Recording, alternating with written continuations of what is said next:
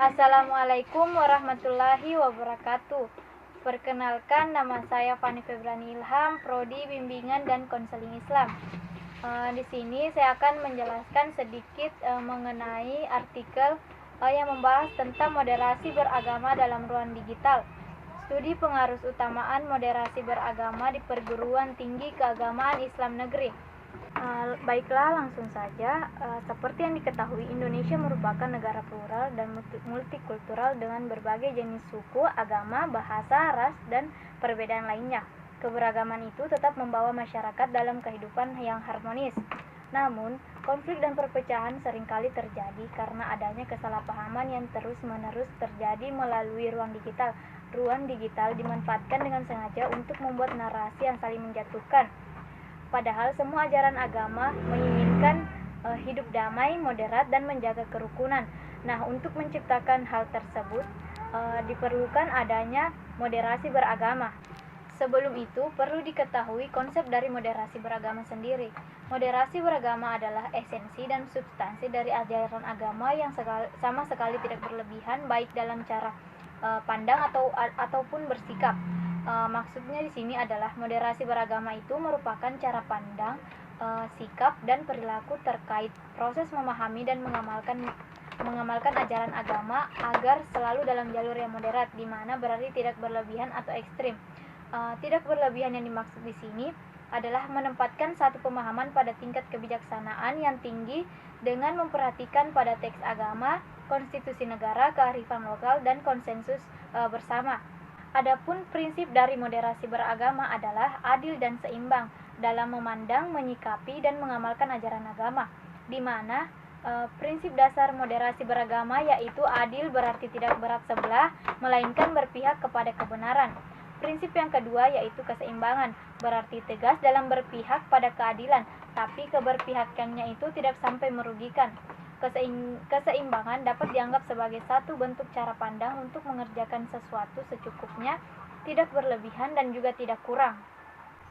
Pada prinsipnya, sikap adil dan berimbang yang melekat pada prinsip moderasi beragama dapat membentuk seseorang agar memiliki 3 karakter utama, yaitu kebijaksanaan, ketulusan, dan keberanian. Dengan kata lain, sikap moderat dalam beragama selalu memilih jalan tengah. Akan lebih mudah diwujudkan apabila seseorang memiliki keluasan pengetahuan agama yang memadai, sehingga dapat bersikap bijak, tahan godaan sehingga bisa bersikap tulus tanpa beban, serta tidak egois dalam menentukan benar salah atas pandangannya maupun pandangan orang lain.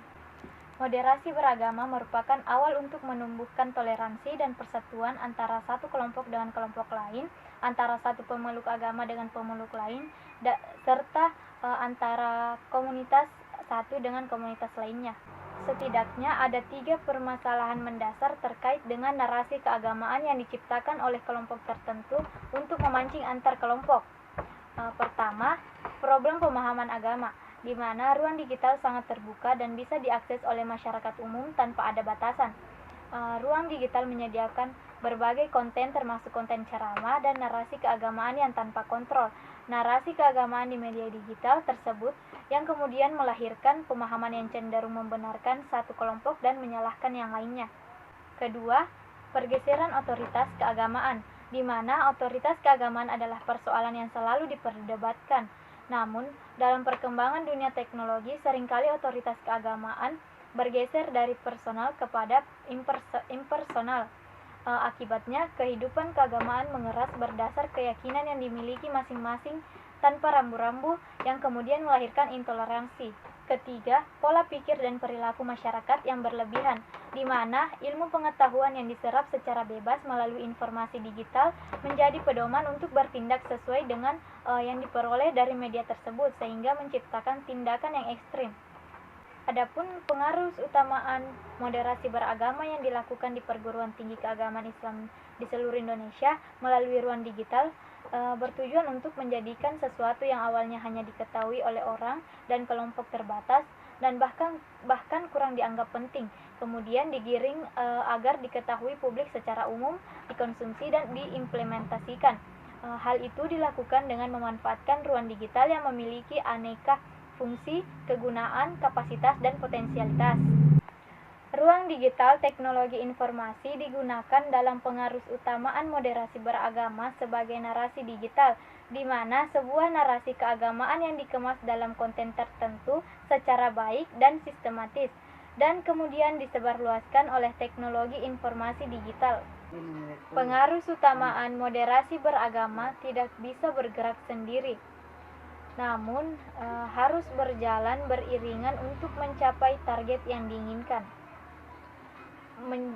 Menjadikan moderasi beragama sebagai framing adalah kata kunci bersama sebagai dasar pengelolaan kehidupan keagamaan yang moderat dan toleran di tengah-tengah masyarakat multikultural. Terlebih, perkembangan teknologi menuntut dengan seksama untuk menyuarakan konten yang pas dan sesuai bagi masyarakat digital atau yang biasa disebut dengan generasi milenial.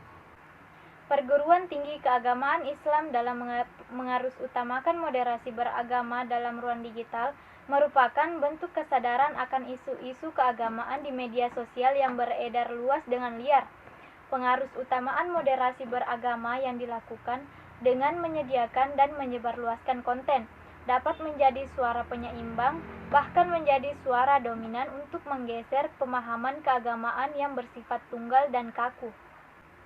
Nah, era digital menuntut masyarakat untuk berhati-hati dan ilmu pengetahuan harus benar-benar dikaji dan diteliti agar tidak terjerumus dalam informasi digital yang kemudian menjadi sandaran untuk bertindak sesuai dengan yang diperoleh dari media tersebut. Oleh karena itu, moderasi beragama menjadi basis penguatan paham keagamaan melalui ruang digital yang memiliki karakteristik multitasking untuk mengokohkan pemahaman keagamaan yang moderat, toleran, dan penuh kasih sayang. Baiklah, itulah tadi sedikit penjelasan dari saya. Lebih dan kurangnya mohon dimaafkan. Wassalamualaikum warahmatullahi wabarakatuh.